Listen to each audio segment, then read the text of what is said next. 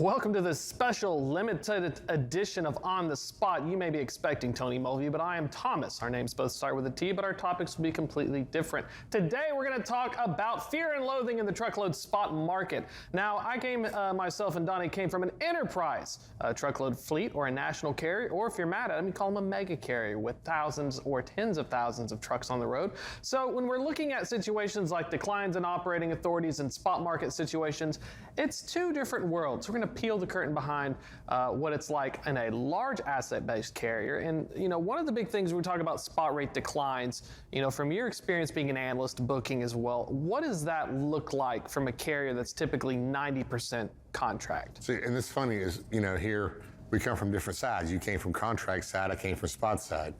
So, but to a degree, it's a little bit of the same on the fact that you, as you were just talking about, fill the bucket. Just sling those loads in there. But my background was we had brokerage and our own fleet, so I had to fill the bucket with loads that could be covered by both. So I'm looking at two things. I'm looking at where are our trucks that need to keep moving, and then how can I take advantage of the spot market as well? Which that can get very difficult, because if I throw loads in that are too cheap, thinking, hey, we can use our fleet trucks, and they don't, then the brokerage has got to get those loads booked, and they could lose a lot of money. So it was a difficult balance for me. You're on the contract side, but the idea was still the same of keep slinging those loads in there, and they will get them covered some way or another. Somehow. I think that's fun because when we're looking at most smaller fleets, 1 to 5 trucks, you're thinking, okay, a day from now or a day and a half from now, I need to book my next load. Yes. But on the opposite side, when you run 7,000 to 10,000 loads per week for about 2,500 trucks, keep slinging them, keep slinging them. And that's what leads into these problems that we see this week. Part of that, along with sending drivers home. A lot of companies don't guarantee any holidays off, but some will guarantee maybe Christmas Day off. They don't give them very long. Or you pick one or the other. Yes. And also when that's happening, they may go to the fleet manager and say, hey, I need to keep 10% of your fleet out. Yep. Hey, wait a minute, you promised everybody to be at home. Yep. But I need you to keep 10% of your fleet out. So here's the bonuses you're allowed to give, and the rules go into play. And some drivers, they're trying to get home, and they just don't make it home because they couldn't get them a load the rest of the way or something. So what ends up happening while they're getting these drivers home, while all this is going on, drop yards get filled up. Some drivers take loads home, and their plans are all kind of set into motion of, all right, hey,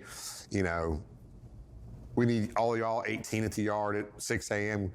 to grab your loads and go deliver. Y'all at 7 a.m., y'all at 8 a.m. I need you to leave your house by 6 a.m. And they try to start figuring out how to deliver all these loads like the day after New Year's. And then we all walk in the day after New Year's and it just starts falling apart. Yep. Like it just starts coming unraveled. Why? Hey, I said you need to be at the yard at 6 a.m. I thought you said 9 a.m. Or I thought you said tomorrow, and all these excuses start popping up. You start calling them, and they're not answering. Or you pop out your cell phone call from your cell phone, they answer by accident. So you know when they're hiding from their phone calls. But basically, the drivers are in charge of those trucks. Yep. And you say you're the fleet manager, whatever else, but when it comes to home time, when it comes to holiday times like these drivers are in charge of their trucks, and it can be very difficult to get them back in their trucks and back out on the road. So then what happens is this snowballs. So now all these drivers are supposed to deliver to January 2nd, they didn't, or maybe they did, but 3 or 4 hours late, they got worked in. Now they're missing pickup. Now you got to reset, and you got to reset. And then there were loads that were never picked up off the yard, and you're resetting. And like I say, Tuesday, or let's say this Tuesday, January 2nd is a pretty rough day. People are calling you, hey, where's my load? Where's my load? Where's my, hey, driver, drive. It's a mess. This explains the spot rate movements as well, because large DCs a reset can take 3, 4, 5 days back to the yard. Like this first 2 weeks, when you're looking at these large carriers and brokers get mad, they're like, why is this mega carrier messing up my load? It's like, I don't think they understand that goes into the process of just how little control you do have when you have that many numbers of drivers. They're younger drivers, they're not as experienced, and you really just can't tell them, because the turnover is so high, you can't just tell them to pound sand like a small fleet who had. That's starting to change though as this starts to retract. Drivers are trying to find jobs with new fleets. Owner-operators are trying to sign on these bigger fleets, and it starts to flip-flop where they just can't go company to company to company when we're in a kind of a freight recession. So that'll change here. It hasn't completely changed yet, but they'll settle down and they'll hold where they are because they don't want to lose a job.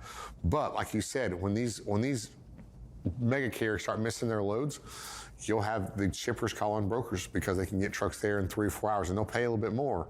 Well, right now, paying a little bit more, you'll see when we bring up, spot rates are still 50 cents to $1 less than contract rates. So there actually might be even saving money or breaking even because it's same day. So this will push spot rates up this week and because of the chaos that goes on. But they'll get it straightened out by Monday or maybe Wednesday of next week. And then we'll go into that series of how are volumes and capacity, supply and demand, and what the effects are on spot rates after that, and that's where it can be troublesome. And one final thought here before we wrap this up. One of the situations when we're looking at rates, a lot of carriers get mad that are smaller because they're undercut. When you needed to fill a market and you were, as an analyst, you had a deficiency and you go on spot as a large carrier, did rate really matter when you had to fill the bucket some days? Yeah, okay. How much did it matter? How much sensitivity? Because I've been dirty cheap before grabbing a few loads. So the cheapest I've ever booked a load in my life was 64 cents a mile. And that was right before I left. And that was because we had 10 trucks sitting in Boulder, Colorado. And we only had one customer up there. And we were hauling beer. And I had never been anywhere below $1 a mile. Yeah. And that was my record low. But as you just said, if I have trucks sitting, it costs me money for those trucks sitting, it costs the layover. I do not care what the rate is, I'll take it. As long as that rate gets me back to a market that I can use that truck. Yeah. If I'm going to another dead market, I'm going to be in trouble. Just deadhead, when in doubt. That's a wrap for our On the Spot update. But don't worry, Tony will be back next week. We're gonna go hop to a quick break. A lot more fun content coming right up.